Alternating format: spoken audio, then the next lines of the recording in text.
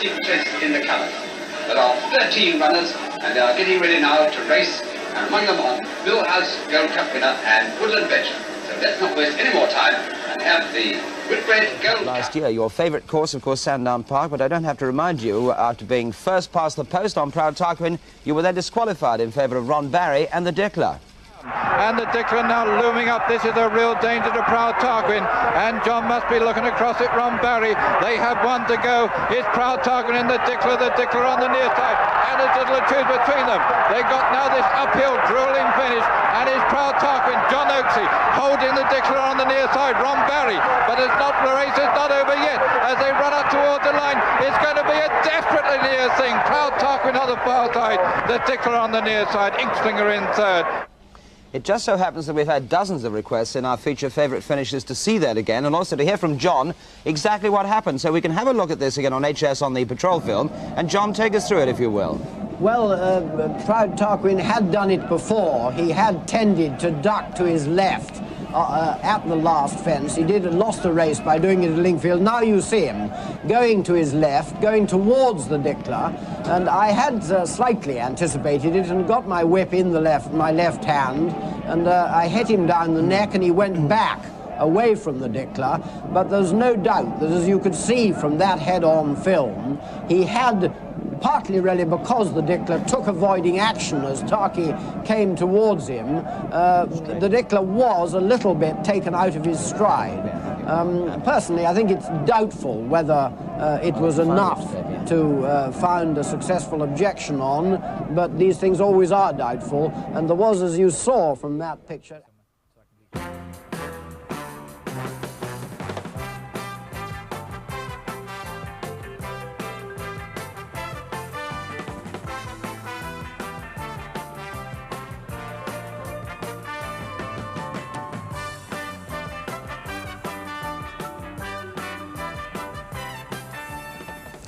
Yes, a really seasonal welcome to racing's biggest day of the winter. Some 15,000 people packed into Kempton Park for what's not just the best fun, but one of the very best days racing of the whole season. Hello everyone, and the big crowd that have come here have come for at least three really fantastic reasons. Perhaps most of all to see whether this horse, Silverbuck, can compete a record treble in the King George VI chase. To see whether his trainer, Michael Dickinson, whose Bregon incidentally is a non-runner, whether Michael can compete a historic first and second in the King George as he did in the Gold Cup in March. And it's not just chasing that you have the champions, because you have the champion hurdle favourite Ekbalko performing, and he renews rivalry with his old sparring partner Broadsword. That's in the second of the three races we show this afternoon.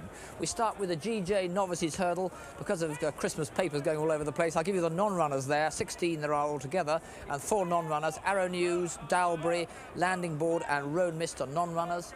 In the Ladbroke Christmas Hurdle over 2 miles, Brave Hussar is a non-runner. That's leaving just 4 runners, but they include Broadsword and Ekbalko. And then in the King George VI chase, there are 6 runners, because Bregon does not... pilloried by those punters at Fontwell. The race John had selected was the 2 o'clock at Fontwell last Tuesday, and the horse he'd gone for was Medoc, trained by Tim Forster at Wantage and ridden by Steve Smith-Eccles. We arrived at the course in plenty of time, and shortly before 2 p.m, as Medoc and the other 5 runners entered the parade ring, I asked John Tyrrell if he was still confident. Yes, I'm pretty confident. He won a race at Toaster 2 races ago over 3 miles. That's a very testing track, so I think the extra 2.5 furlongs here shouldn't worry him. He's got a bit of a habit of getting out of his ground towards the latter half of his race. That's something to worry, but on the other hand, conditions will suit him, I think, and I think he's going to start at a good price too. At least I hope so anyway. Now, of course, there are several other good horses in the race against him, and why, for example, haven't you gone for the top weight Abo, who, after all, has won over the course and distance here? Yes, he's very much a course specialist. Medoc, of course, has been second on this course twice before, so I'm not too worried about that. Abo is a big danger. I think perhaps he's the kind of horse that only really wins in his turn. I don't think it's his turn today. And of course, anyway, he's held by Rathleg, strictly on the running at Plumpton last week, so I'm not too worried about either of those two.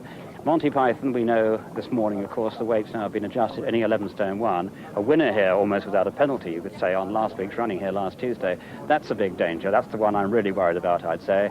Raj Mataj and tight schedule, I think they're out of it, quite honestly. A little bit of rain about as we're talking. Is that going to affect Medoc? No, he likes soft ground. If anything, the more rain, the better. All right, so you're still confident? Oh, very, very. All right, well, we'll see how it goes.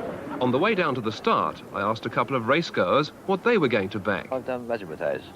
Why have you done that? Simply because my staff asked me to put £1 on it, so I put another £1 on as well.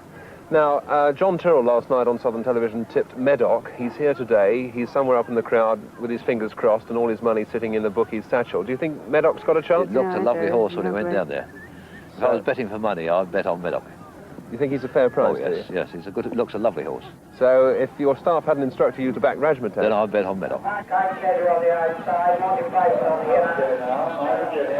And so off they went on their way along the 3-mile, 2.5 furlong course in this handicap chase.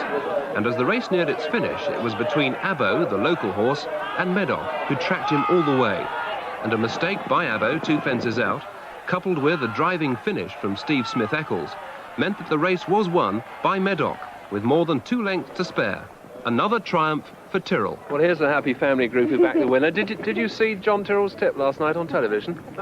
No. You didn't? I told her about it. Oh, your dad did?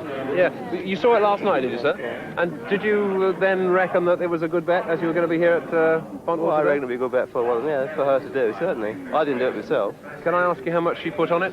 50 pence. 50 pence, and Win. she did it for the win? Yeah. So how much did she get back? £1 and 5p, wasn't it? £1 and 5p. Very good. Have you followed John Tyrrell's selections before on Southport? Occasionally, yes. Because in fact he is showing a profit on the season now. Yeah, I know, he's had some big wins, hasn't he? Yes, he has. And you'll presumably carry on that, will I you? think so. Well, John, congratulations. Fantastic. I mean, he won by, what, 2.5 lengths, 5-2 joint favourite? Not bad, not bad. I'm really quite pleased, actually. We were a bit lucky, though, because Avo did make a big mistake, I think, 2 out. He was about 4 lengths up at the time, and although we were gaining on him, he made a mistake because he was tired, Avo, of course. I think perhaps he'd have run him pretty close anyway, but I think that clinched it. I had no doubt from that point onwards we were going to win. I want to ask you a leading question now. Did you back him? No. As you know, I've got a superstition. I very rarely back my own tips. They've got enough to do to win without carrying my money as well. Well, are you going to buy me a glass of champagne or something to celebrate? Oh, certainly, yes. And all the boys as well, I hope. All right, John. Well, great. It's been a tremendous triumph for you, I think. I mean, you're obviously now in profit also on the season, aren't you? Because I think you were before. We were about 7.5 up at one stage, of course. We had a little bad run during December, but I think this makes it about +5. So we're still in front and playing with the bookies' money. So Medoc has done very well for you. Let's go and have a drink. Indeed. I wonder if he did buy him one. So victory then for Tyrrell's midweek winner Medoc, and his Saturday special, Westminster Abbey, by the way, an each-way bet, was third at 4-1. Well, this week's midweek winner is Tough Nut Prince.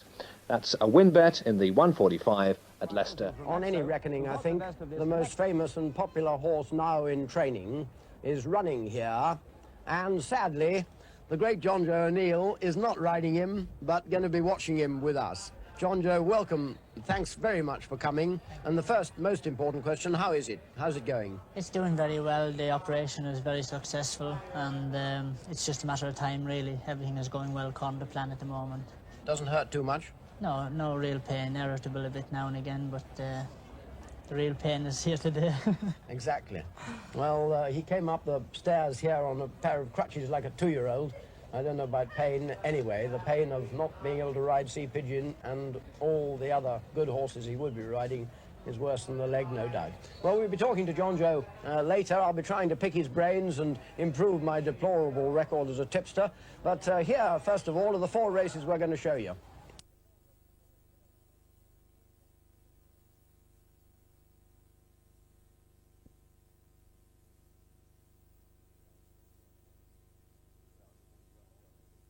Down and rejoin John Exit. Thank you, Ken. For the Holston Diet Pilth hurdle, used to be the Marlow Skeeping hurdle and various other names. Well, last year, Sea Pigeon only had 1 opponent. The bookmakers wouldn't even allow you to back him. But I think they will this afternoon, despite the fact that I also think he's certainly got my selection on his back, poor fellow, and also the selection of the man who probably knows him best in the world. John Joe, tell us about who must be, I imagine, your favourite horse. Yes, he's got to be. He's been a good friend to me anyway. He's a great old character, you know. He's settles down really well in the races early on now. Used to pull quite a lot, really. But he's a real old character, you know. He's got the hand of it now. He's just loving down lovely there. Here he is. Listen to the reception he's getting. Sea Pigeon, now in his 11th year, and partnered for the first time by John Franklin. Sea Pigeon, a marvellous horse, a winner almost as many times, in fact, on the flat as he is over hurdles. He, in fact, broke the record for prize money on the flat attained by Gilding. That was Bold Boy. And, in fact, today he passes Monksfield's total. The only ones ahead of him now being Red Rum, Night Nurse, and Comedy of Errors. There he is. The SP is as follows. First, number 1, Sea Pigeon, 6-4 on favourite. Second, number 4, Celtic Ride, 4-1. And third, number 11, Remezzo at 6-1, 8 ran. At Wetherby, 2 o'clock. First, number 5, Manton Castle, 16-1. Second, number 1, Brigorn, 9-4. John Malcolm says he enjoyed himself, and I don't wonder. So did we. See you presently for the next of our 3 races, the 3-mile chase. Back now to Ken Butler at Newmarket. And then he'll have a rest back for Cheltenham, all being well. And you still haven't absolutely given up hope of being there to meet him? No, I certainly haven't, no. Time will tell, you know. I can't really say offhand, but I'm itching to be back for Cheltenham. I bet you are. Yeah. I bet you are. And as we saw there, Sea Pigeon is certainly worth doing a bit of work for. Well, yes, there certainly is. Incidentally, I had a letter from the real Dan Hagen recently asking me what I thought of the horse. He'd just won a race before that, and I sincerely hope that his namesake backed him today. Now then, the Freshfields Handicap Chase. The lucky winner gets this beautiful carriage clock, and also will know that he owns a real good racehorse, because when Night Nurse has 12 stone and Diamond Edge not much less, you've got a real horse race here at Sandown, and some of the others are equally distinguished and hard. Not equally distinguished, but certainly have almost equal chances at the weights. Notably Royal Judgment and Tragus. Tragus a tremendous chance to compensate Bob Davies. But I'm afraid I'm going to lumber my old friend Night Nurse with the tip. He ran over 2 miles last time, found them going too fast for him then. I think this is his ideal distance, 3 miles. And although Diamond Edge is desperately difficult to beat round Sandown, he does miss out the occasional fence. And, well, it's Night Nurse for me. Right, let's have a look at the soccer this weekend on ITV. The games between Aston Villa and Ipswich, Middlesbrough and Everton, Liverpool and Brighton, Bristol Rovers and Wrexham, Chelsea and Orient, Colchester and Brentford, Huddersfield and Bradford, Portsmouth and Walsall. You'll see the highlights of at least one of those games wherever you are. And that is all we have time for today. I hope that you've enjoyed sharing at least part of the afternoon with us, and you're all invited next week when we have soccer with On the Ball, the women's boat race, Oxford versus Cambridge, tennis, and the final of the £150,000 Avon Women's Championship from Madison Square Garden, wrestling and another appearance of Big Daddy in tag, and an ITV7 that continues our coverage of the pick of the fat season at Salisbury with 2 big races, the 1,000 guineas and the 2,000 guineas trial stakes, and we have National Hunt Racing from Ayr as well for an ITV7. I say goodbye, leaving you with King's Ride's triumph in the big race today, the William Hill Lincoln Handicap. From all of us on World of Sport, cheerio.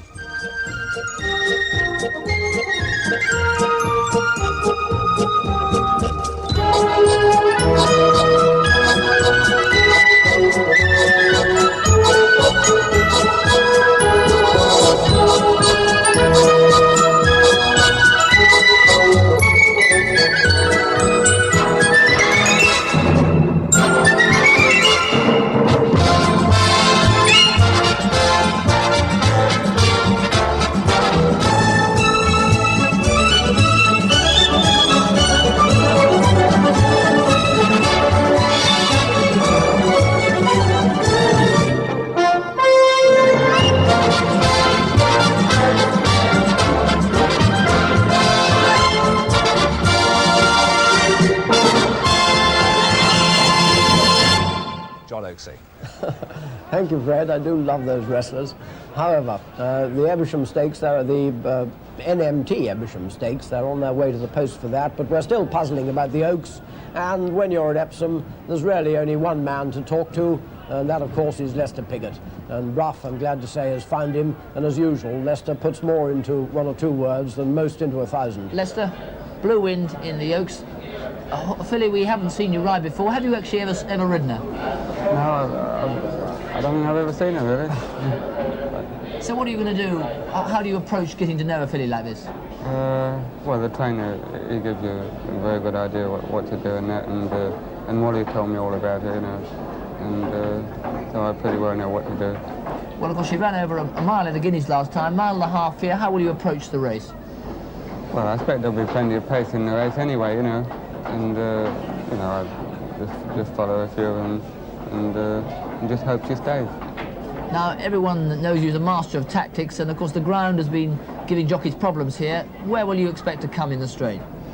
Well, I don't know, you know, but I should think they'll come over this stand side, because they put a false rail up today around the turn, and that's going to tire them out quite a bit.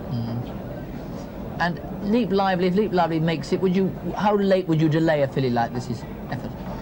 Well, she might make it, but there's a couple of others that will probably go on as well, you know, so we'll just have to play it by ear. And realistically, you always like to be realistic about your chances. How do you rate your chances? Well, she must have a very good chance, you know. Yeah, I'm hoping for the best, you know. Okay, good luck. He is a marvel of economy of effort, economy of words, but a lot of information. And you may never have seen Blue win before, but she'll get the ride she deserves. Well, so will What Heaven in the NMT Ebersham, because Leicester's on. Let's highlight it once again as a rejoin brush. And what a remarkable horse this is. Le Soleil on the right, Night Watcher is the noseband, then Sea Pigeon, and then Lochranza. And to our already disbelief, because many people thought that this horse might be coming to the end of his run on the flat this year. Hard race in the Doncaster Cup and got defeated. Many people were saying, why is he running again so soon? Well, here's the answer, simply because he's a really exceptional horse. He is literally cantering past these others. Lochranza trying gallantly to get near him, but he really is cruising. Look at him with his ears pricked. There's a real tremendous roar from the crowd. He's only once been beaten here when he was trying to give £27 to Lamont, who after all was second in the St. Leger. Mark Birch just drives at him a bit to stop him pricking his ears. He's picking his ears at the crowd there, Sea Pigeon. And really, it's quite remarkable performance this. He hasn't just beaten this beautiful field, he's absolutely thrashed them. And I must say, it's one of the most impressive things I've seen for a long time. He certainly is a remarkable horse, this Sea Pigeon. He has a close affinity with Mark Birch, of course, who looks after him. The 5-2 favourite Sea Pigeon for the Bogside Cup. And just to endorse Bruff's remark, he has absolutely slaughtered the opposition here this afternoon. And so his successes on the flat now go to 8. And of course, as everybody knows by now, apart from his ability on the flat, he's also a top-class hurdler as well. A warm ovation for Sea Pigeon, now an 8-year-old, and there to receive him is his owner, Mr. Pat Muldoon. Either delighted, he's done it once again, and on the near side, give him a pat on the neck, is Peter Easterby, who's placed him so well this year. Keep a straight course, he would have won 10 minutes, but he ran a blind all the same. Anyway, Port Talbot Planthire is what PTP Planthire stands for. They had a decent horse called Moringa, you may remember, which won the Coventry Stakes, then died on the operating table last year. Well, we're all still afloat here, just. Let's hope we've got one more try in the Easter Bunny, no, the Playboy Bookmakers Handicap, which is our next one. Let's whiz up and see what's happening at Newcastle. Well, these are some very nice goblets, aren't they? 6 silver goblets, and each of today's winning owners will receive a set of these. They're rather nice. It's certainly a very good idea of the Newcastle executive, but just who will be presented with this lovely box, and I haven't trapped my finger, is a very good question, because this 9-run-a-mile handicap is a wide open contest. Carpet General has a touch of class, but he does carry top weight of 10 stone, and the going is good to soft. Conflict is already a winner this season, and I hear a big tip on the course for him. And of the lightweights, Clwyd and Town Sky are 2 I like off the bottom weights. But I'm going to take a chance with the top weight. Carpet General, I like him very much, and he impressed me immensely in the paddock. So I'm going for Carpet General. What about the other tipsters? Well, 9 of them go for Conflict, and this is the horse I hear very good reports about, already a winner this season. 2 for Running Rocket, 1 each for Carpet General. One of them agrees. Here at Peter Easterby's stable goes on, even despite the fact that the stable behind me is empty. So Night Nurse is now retired, and this is just one of the cards, the thousands of cards that Night Nurse got when it was officially announced that he was going to be retired. And I'd like to read some of the lines to you now. Thanks a million for the wonderful memories. You really have been breathtaking to watch. The national hunt scene won't seem the same. Tonight, Nurse, best of luck for your retirement. And I think that sums up what we all think. Enjoy your retirement, Night Nurse.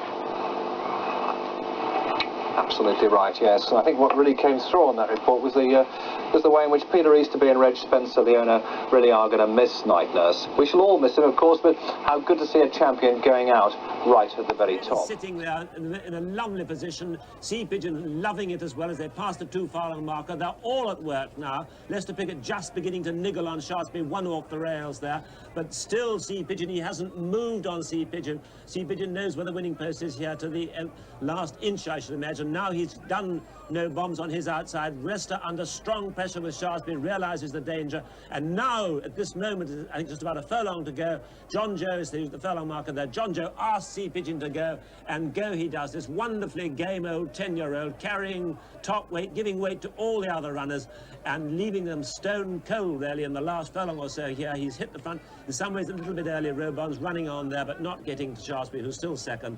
A great game performance by a wonderful staying horse and a lovely win for Pat Muldoon and Peter Easterby.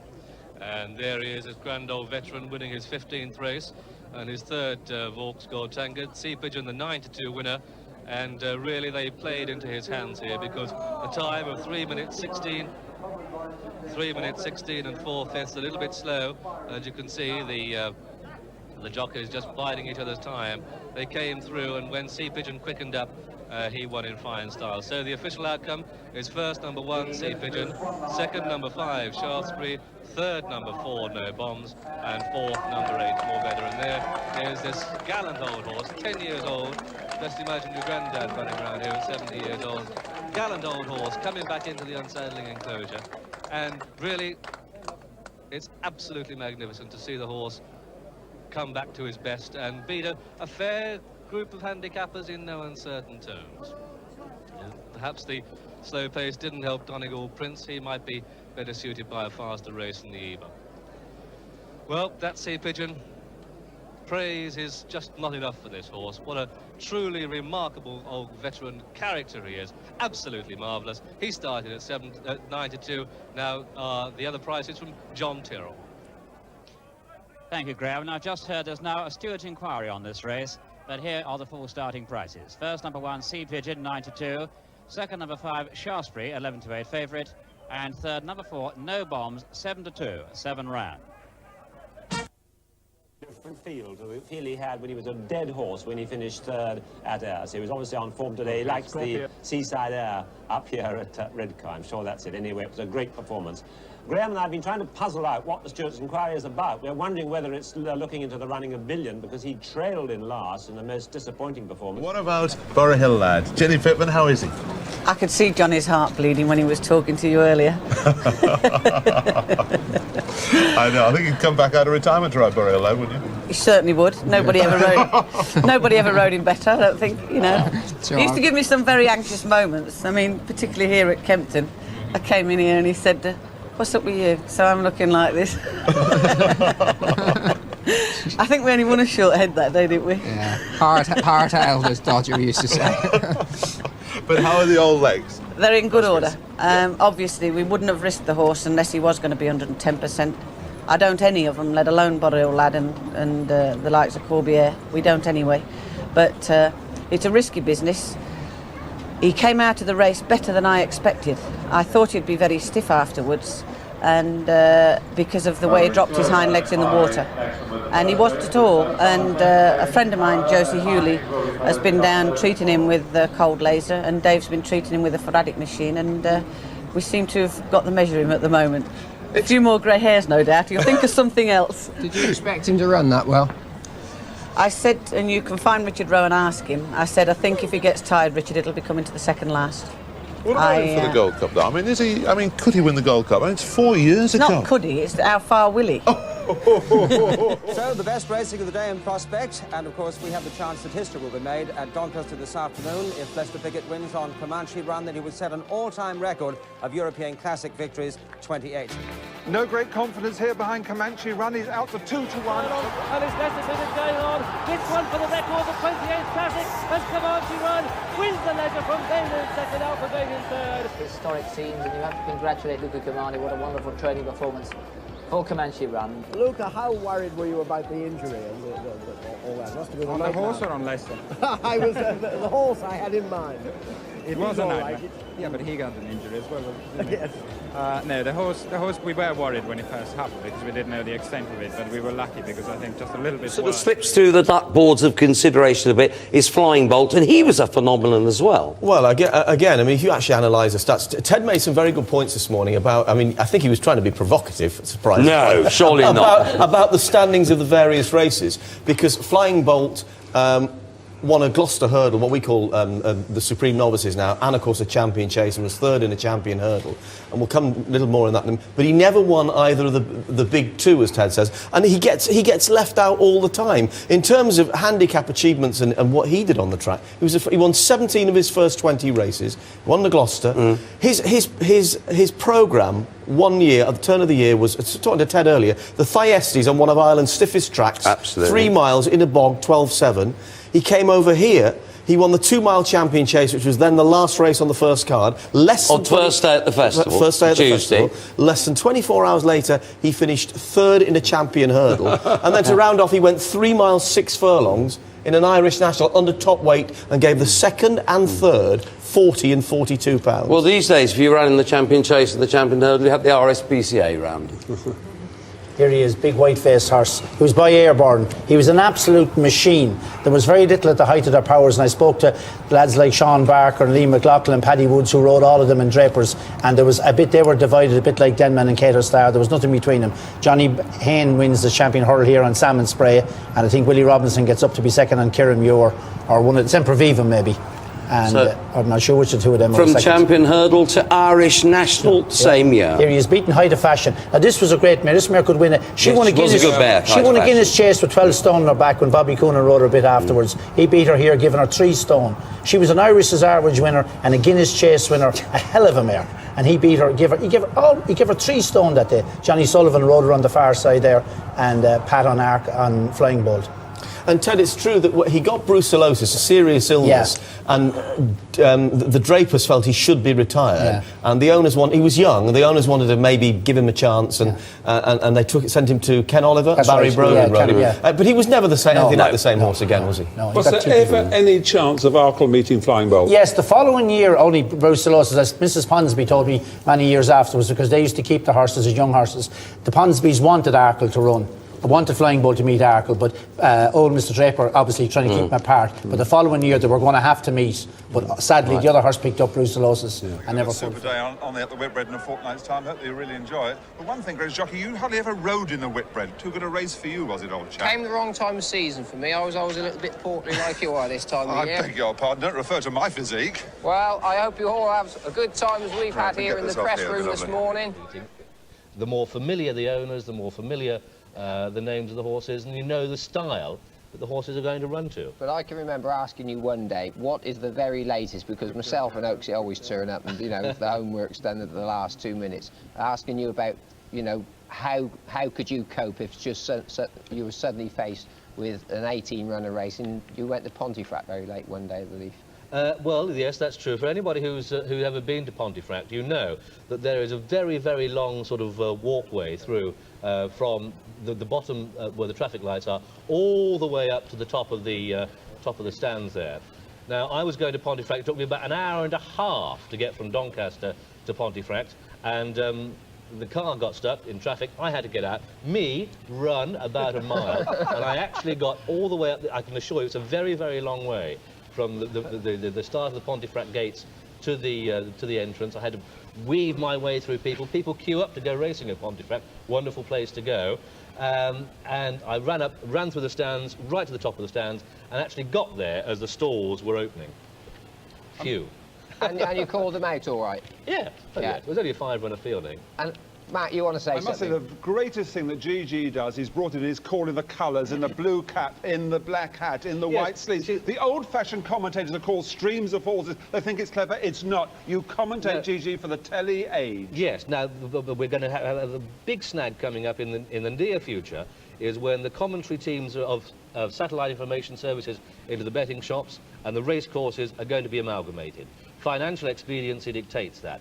But pity the poor commentators, because all 22 commentators are going to be professional people, are being asked to work for 30 days a year as their minimum. They can be allocated to go down to Newton Abbot, The next day they can go to Fakenham. The next day they can go to Hamilton.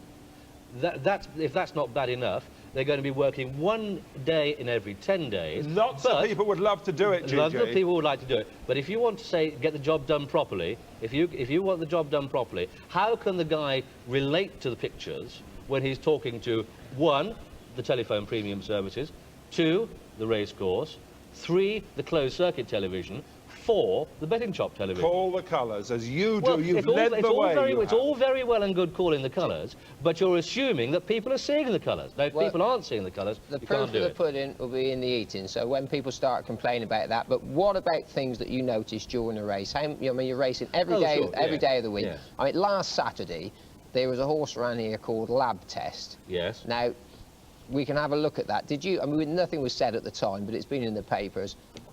Was this, just have a look at this, because... I mean, this is the thing that all race readers, really, not just the commentators, spot when a horse... And, of course, the thing about race reading nowadays is that, and unlike the commentary, is you have about 14 bites of the cherry.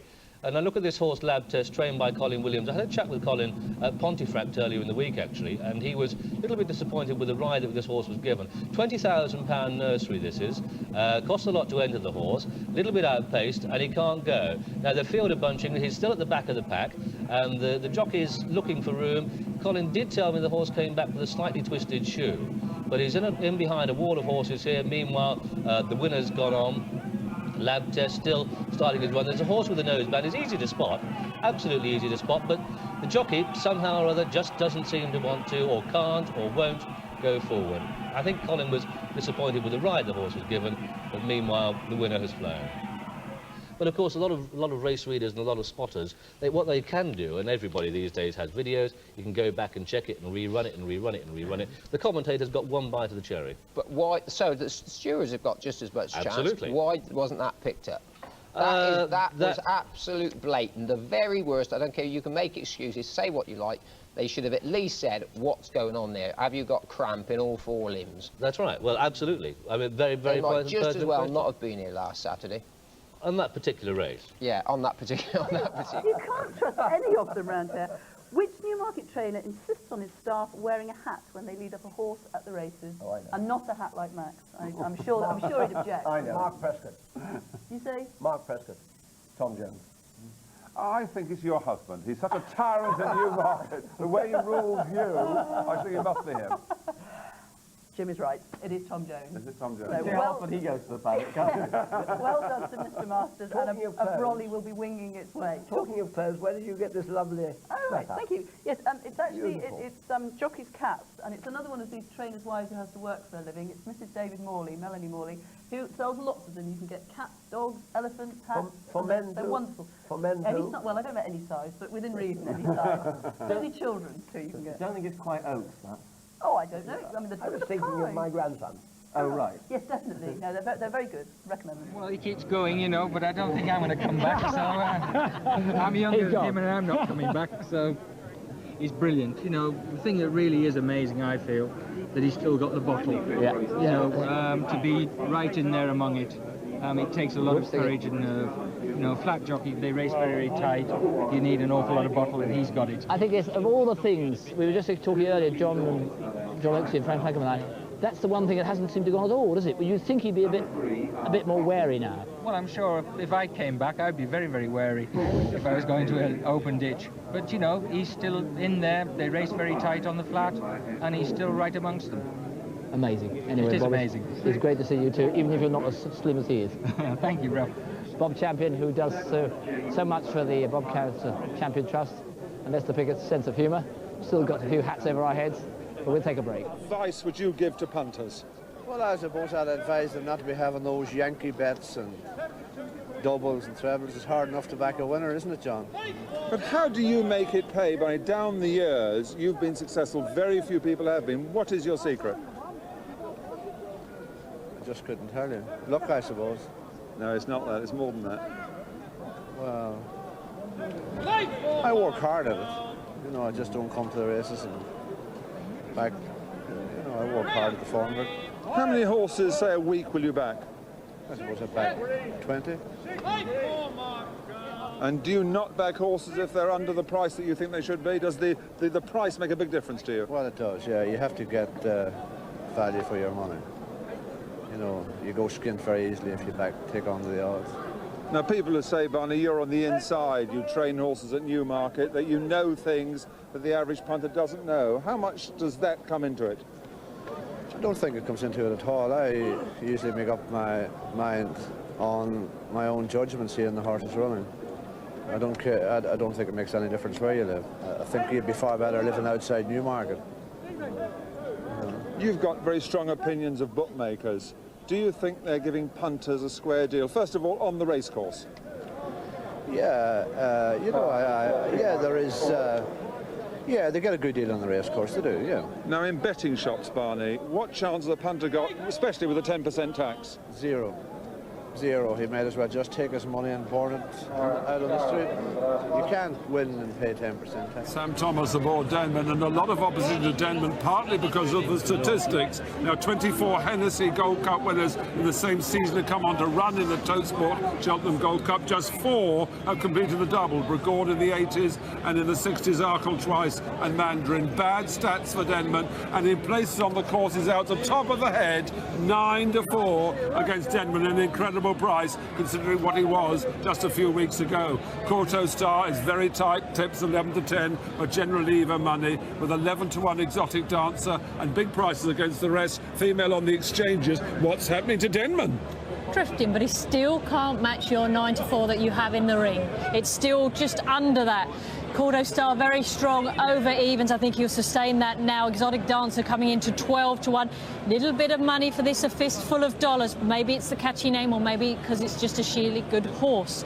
Looking ahead though to the Triumph hurdle, Mac. Now there's some money coming in for this, a deluge of money. For Franchuk is, well, just above 5-4 on the exchanges. That won't last for long, because what news have you got in the betting ring, Mac? Well, Chronicle book makes it a £40,000 to win £55,000. It's now 11-10, Franchuk. Race 9 last race they're calling a non-runner, but Franchuk was really well back. But just to tell you, just 3 horses started at 6-4, less than the Triumph hurdle run here at Cheltenham.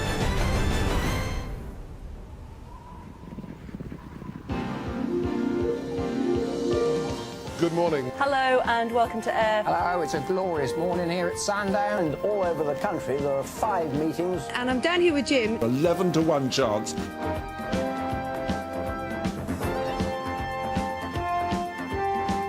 Early morning at Prestbury Park, and already a tremendous sense of anticipation. The Mighty Man's trading only around 11-4. It's a long way back from Morecambe, particularly when you're chained naked to a train covered in whipped cream.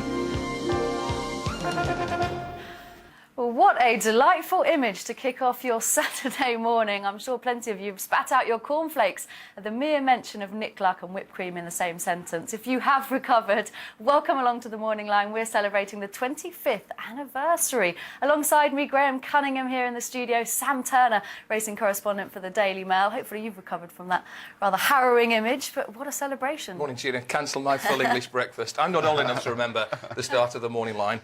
And I know you're not, but I do know how Manu is. Yeah, the change in 25 years, Graham, is quite extraordinary. I used to just get back in and start watching the Morning Line, and now I'm getting up watching it. And on it. Yeah. And what about John Frankham's Barnet as well? I mean, we need to bring some of those back. I can't speak. I used to have one of those as well. OK, well, I prefer it the way it is, I have to say. We've got so much to get through on this, the 25th anniversary of the Morning Line. We're going to be focusing on what is a feast of racing this afternoon. 9 races in total. We'll look at some of the key contenders for here at Ascot, the Totepool Challenge Cup. And we'll be heading to Newmarket as well. Group 1 racing there with the Sun Chariot Stakes. We'll keep an eye on the all-important Arc tomorrow as well. But for now, let's head up to Tattersalls in Newmarket and join Emma. Ebor Day 1979, possibly the most popular horse in Yorkshire, Sea Pigeon, one of the most popular nationwide in the Ebor, 10 stone. The week before, John Joe O'Neill, who had the ride, had broken 3 toes in a racecourse scrape against the rail, but his medical book didn't say which foot it was, so John Joe, not being stupid, turns up here, shows the course doctor his good foot, and he's passed to ride. About 10 or 15 yards from the finish, titanic finish between Sea Pigeon and Donegal Prince, John Joe drops his hands and they go past the post like this. The whole of Yorkshire is agog and awaiting the result of this photo. And I remember standing by the old winners' enclosure like everyone else, straining my ears to hear whether number one had won it, and it seemed to take an absolute eternity. And when the result came through, the place utterly erupted. The whole place went bonkers, and people were running from all corners of the racecourse to welcome back the Yorkshire hero Sea Pigeon. It was one of the greatest flat handicaps I've ever seen. Champion hurdler, been just out the frame in the Derby when he was a 3-year-old. He was a miracle horse, difficult ride, massive turn of foot, heart as big as a house. He was the voice, the symbol, the very conscience of the racing game. But it all began with the riding. John was not the most gifted pilot to ever sit on a horse, but very few have ever been as enthusiastic for as long.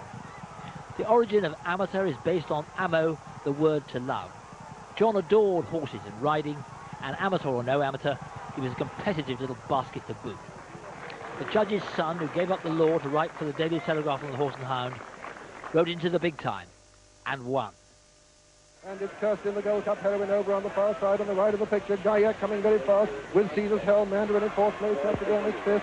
Into this final fence now, and it's Kirsten over from Caesar's Helm. Gaiac is third, Mandarin is fourth, and Taxidermist is fifth. As they race towards the line, it's the mare Kirsten over on the far side, Caesar's Helm on the stand side, and Taxidermist putting in a tremendous finish now, and it's Kirsten leading from Taxidermist, and Taxidermist fast catching Kirsten at the line, and it's Kirsten and Taxidermist as they pass the line, and Taxidermist may have got up. This looks as though it'll be a photo.